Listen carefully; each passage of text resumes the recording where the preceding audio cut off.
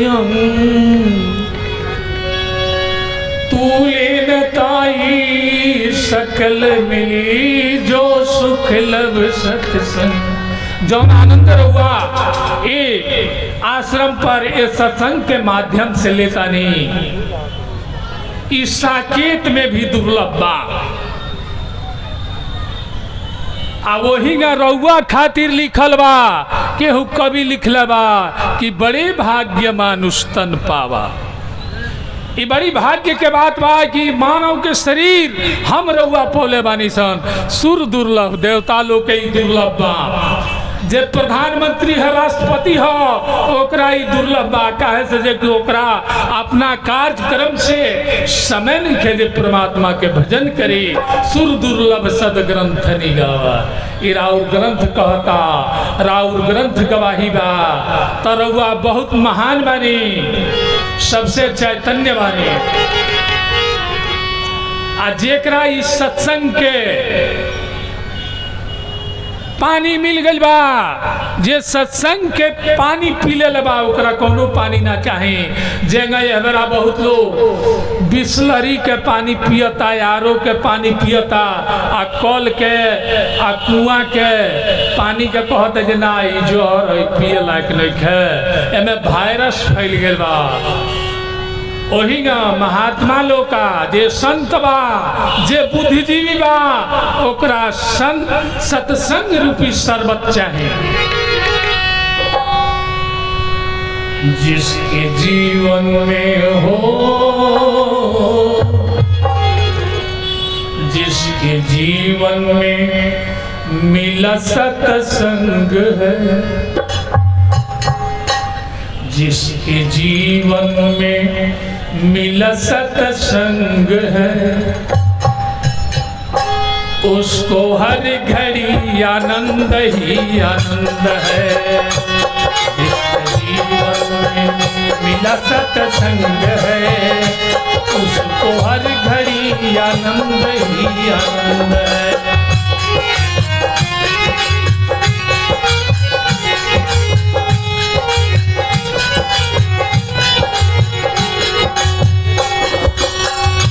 साधु संतों को, साधु संतों को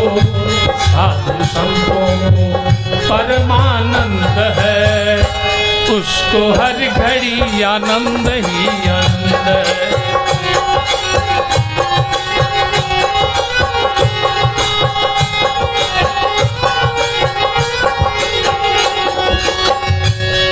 तुलसी मीरा कबीरा ने गाया, सूरदास जी ने दर्शन पाया।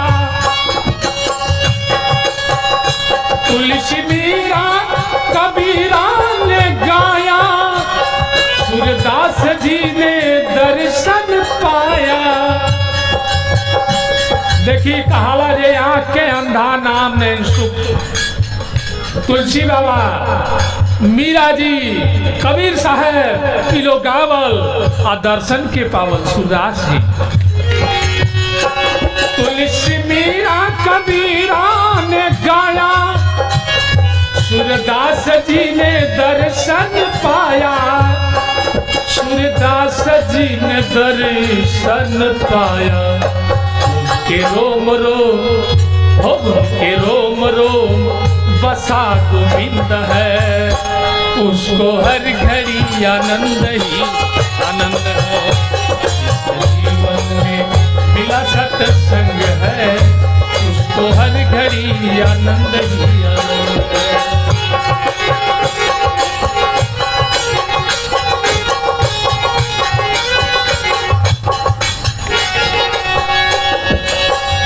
देखिए बाबा के भी वह संदेश है कि रउआ साच बनी। आए भजन के माध्यम से, जिसका जीवन सच्चाई में ढल गया, जिसका जीवन सच्चाई में ढल गया, उसका पापों सा पर्वत भी गल गया, उसका पापों सा पर्वत भी गल गया। उसके हृदय में हो उसके हृदय में राम नाम बंद है, उसको हर घड़ी आनंद ही आनंद है। जीवन में मिला सत्संग है, उसको हर घड़ी आनंद ही आनंद है।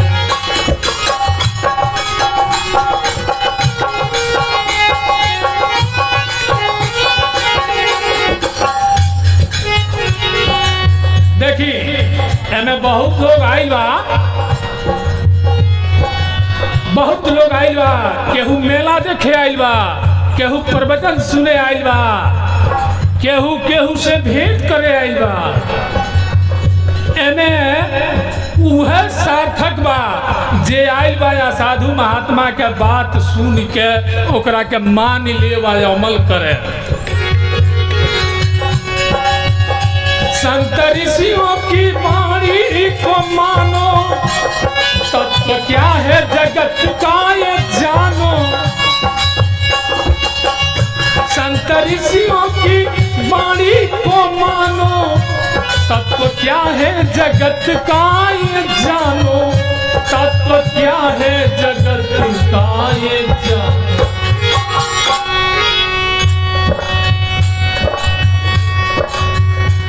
देखी कहीं कहीं बात फंस जाला तो कुछ कहे के पड़ला, तनकी से रोक जाई व्यास जी एगो बात आ गई बा कहे के पड़ी।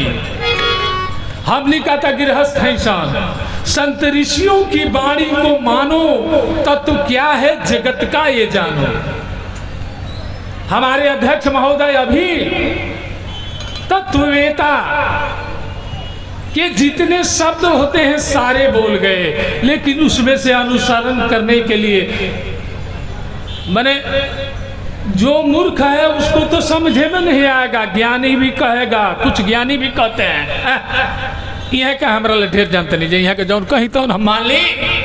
एगो यही का महात्मा जी रहनी, आ महात्मा जी रहनी समुद्र के किनारे, वह करी जना हम अपन जवन मन करी तो करब, हम केहू के ना माने।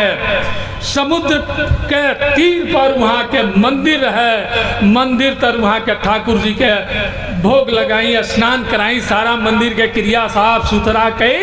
यह साधु बाबा के काम रहे, वहाँ कही जाए यह हमार करम निमन बा, यह हमरा के सब कदी। तब तक एगो चौकीदार आइला कहला जे बाबा जल्दी मंदिर छोड़ के भागी, समुद्र में उफान आवेला बा और जीवन खतरा में बा। कहले जे ना जेबो, हम ठाकुर जी के भोग लगाइले, ठाकुर जी के सभा में दिन रात रहिले, आ तू कहता रहे जे तेरा जीवन पर खतरा है बा, जा अपन जीवन देखो, हम अपन जीवन बचा ले। चौकीदार चल गई, 15 मिनट के भैया समुद्र में लहर आई तब मंदिर परिसर में दाढ़ भर पानी हो गई भैया। अब जब दाढ़ भर पानी हो गई तो बाबा का बुझाइल जे साचो जीव खतरा में बा। जवान मंदिर के छत होला गुंबज के पहले, ऊपर बाबा के हम जान ढील डाल के चढ़ गई, चढ़ गई। तब तक एगो नाविक नाव लेके आई, कहले जे सरकार है पर आई रउआ के सुरक्षित जगह पर हम पहुंचा दी, जीवन खतरा में बाबा। बाबा कहने की जनक हम ठाकुर जी के भोग लगाइले, ठाकुर जी के सेवा में रहिले, हमरा पर खतरा आई जा, तू अपन खतरा देखा। नाविक नाव लेके चल गई। तब तक पानी आ गई, छत पर घ गई, याद अलस बाबा के गर्दन पर ले।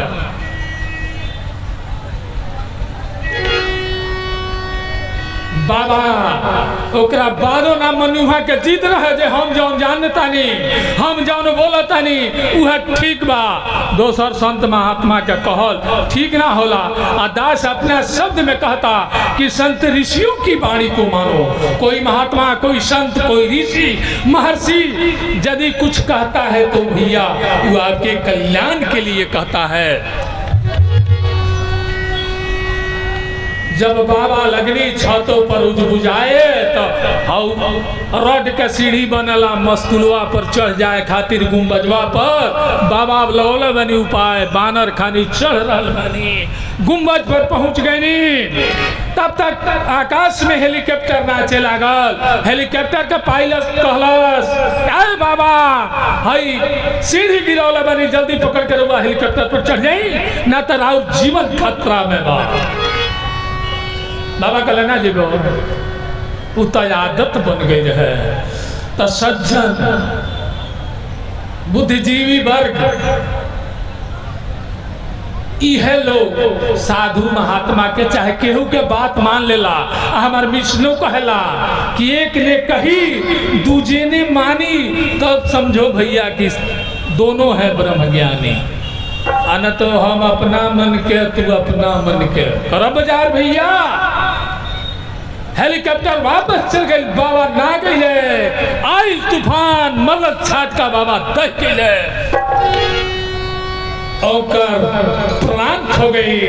प्रांत हो गई तो ठाकुर जी के दरबार में गई नहीं वहां का। ठाकुर जी बैठा रहने ठाकुर जी चुपचाप बैठने यहाँ के जीवात्मा कहता जे यही खातिर तहार जीवन भर हम सेवा कैनी। तहार मंदिर धोवल तहार घर धोवल बहारल स्नान करावल तहरा के स्नान करावल तरह के भोग लगावल तरह के सैन करावल जीवन भर हम कहनी हमारा जीवन में एगो झटका तो तरह से ना रोकाई हो। आज से तोहार के पूजा करी। भगवान मुस्कुरात रहना कहनी की जे उतार सेवो ठीक बा सब ठीक बा लेकिन तू केहू के माने के तैयार बा। अरे महाराज जहिया उ सुनामी पहला बेर आवे कर है देखबा हमी नु गई चौकीदार बन गई सरकार कहनी जे हमी नु गई कहनी तो मान लो तू हमारा तो हम का करी। ओकरा बाद नाव लेके आईनी तबो तू ना मन लो। ओकरा बाद हेलीकॉप्टर लेके आईनी कि अपन जान बचाओ तबो ना मन लो। तो जे केहू के ना मानेला जे संत ऋषि महर्षि के बात के ना मानेला ओकर है गति होला। संत ऋषियों की वाणी को मानो तत्व क्या है जगत का ये जानो। तत्व क्या है जगत का ये जानो। साधु संतों को परमानंद है उसको हर घड़ी आनंद ही आनंद है। इस जीवन में मिला सत्संग है उसको हर घड़ी आनंद ही आनंद है। अरे रही 10 बजे पहले बनेगा 9:30 बजे।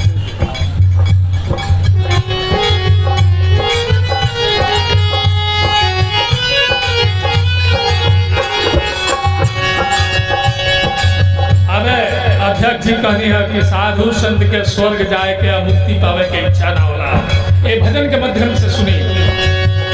स्वर्ग जाने की इच्छा नहीं है मुक्ति पाने की इच्छा नहीं है।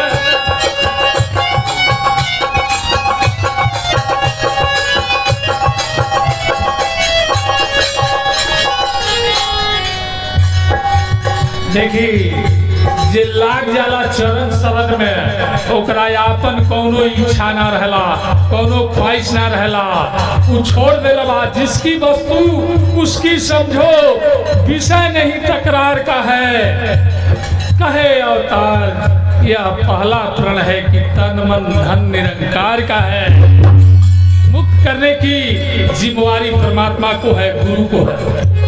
स्वर्ग जाने की इच्छा नहीं है मुक्ति पाने की इच्छा नहीं है। मुक्ति पाने की इच्छा नहीं है। जिसके हृदय में राम नाम बंद है उसको हर घड़ी आनंद ही आनंद है।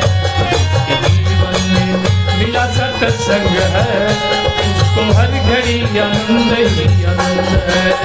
उसको हर घड़ी आनंद ही आनंद है, उसको हर घड़ी आनंद ही आनंद। एक बार बोले बाबा भूतनाथ की, अपने अपने माता पिता की। देखिए अभी समय सुरेश बाबू व्यास जी के अभी वो सुन रहे थे एक और अनेक। एक तो एक है ही और अनेक में भी एक है। जैसे एक और अनेक, जैसे कहीं नल से कोई पानी लेकर के आता है तो कभी वो मोटा का पानी हो जाता है, कोई पतरका का पानी हो जाता है, कोई घोरा का पानी हो जाता है, कोई लोटा में लेके आ गया तो लोटा का पानी हो गया, थर्मस में लेके आ गया तो थर्मस का पानी हो गया, जग में लेके आ गया तो जग का पानी हो गया, बरना में आया तो बरना का पानी हो गया।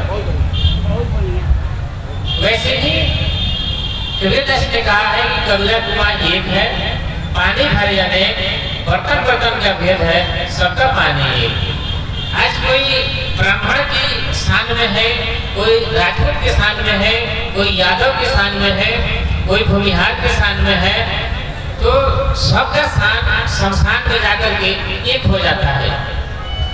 शमशान जाकर देखा तो मिट गया सबका स्थान। पास पास जो रहे थे ब्राह्मण, वैश्य, राजपूत, तो सबका स्थान शमशान में जाकर के एक हो जाता है। आइए अब हम लोग सुनते हैं सिवान से चल करके आए हुए माननीय सुरेश व्यास जी को, जो निरंकारी माननीय सुरेश बाबू।